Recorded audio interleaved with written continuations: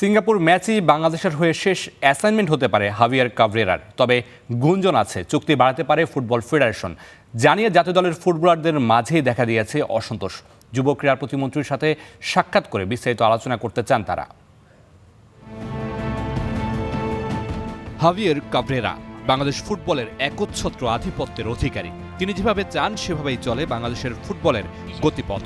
সেই গতিপথে থাকে যদি কিন্তু, থাকে পারফরমেন্স নিয়ে কাটা ছেঁড়া, থাকে চাকরি হারানোর ভয়। বাংলাদেশ মনে হয় একটু ব্যতিক্রম। লম্বা সময়ের দায়িত্বে থাকা কাবরেরা সন্তুষ্ট করতে না পারলেও চাকরি হারানোর ভয় কি আদৌ আছে এই কোচের? সূত্র বলছে সিঙ্গাপুর ম্যাচই হতে পারে বাংলাদেশের হয়ে কাবরেরার শেষ অ্যাসাইনমেন্ট। সেই সাথে আরেকটা গুঞ্জনও ডালপালা মেলেছে। আপাতত কাবরেরার সাথে চুক্তি নবায়ন করতে পারে বাংলাদেশ ফুটবল ফেডারেশন। সেখানেই বেঁধেছে সমস্যা।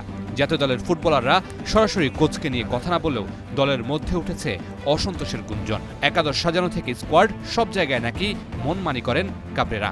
সিনিয়র ফুটবলাররা দলে কিছুটা কোণঠাসা, আর অনেক তরুণ নাকি পারফরমেন্স করেও পাচ্ছেন না জাতীয় দলের টিকিট। সেটি নিয়ে যুব ক্রীড়া প্রতিমন্ত্রী আমিনুল হকের সাথেও কথা বলতে চান জাতীয় দলের ফুটবলাররা। নিজেদের অবস্থান, সুবিধা অসুবিধা সবকিছু নিয়ে করতে চান খোলামেলা আলোচনা।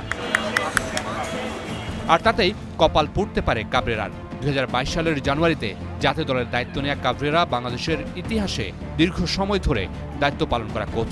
তার অধীনেই হামজা চৌধুরী, সমিত সোম, কিউবা মিচেল, ফাহমিদুলদের মতো ফুটবলারদের জাতীয় দলে অন্তর্ভুক্তি। কিন্তু তাতেও ফলাফলে নেই কোনো উন্নতি। এছাড়াও আছে বিস্তর অভিযোগ। নানা দিক থেকে একাধিকবার কাবরেরার বিরুদ্ধে উঠেছে সিন্ডিকেটের অভিযোগ। একাদশ সাজানো নিয়ে প্রায় প্রতিটা ম্যাচেই চলে সমালোচনা। ফুটবল সংশ্লিষ্টদের মতে হামজা সমিতির পরিচালনা করার মতো ক্যালিভার কাবরেরার নেই। এই জায়গায় হাই প্রোফাইল কোচের খোঁজে রয়েছে বাফুফে। তবে বাফুফেকেও ভাবতে হচ্ছে আর্থিক দিকটা। সেই দিকটা মিলে গেলে শীঘ্রই নতুন কোচের দেখা পেতে পারে বাংলাদেশ। Mamunur Rashid, Star News, Dhaka.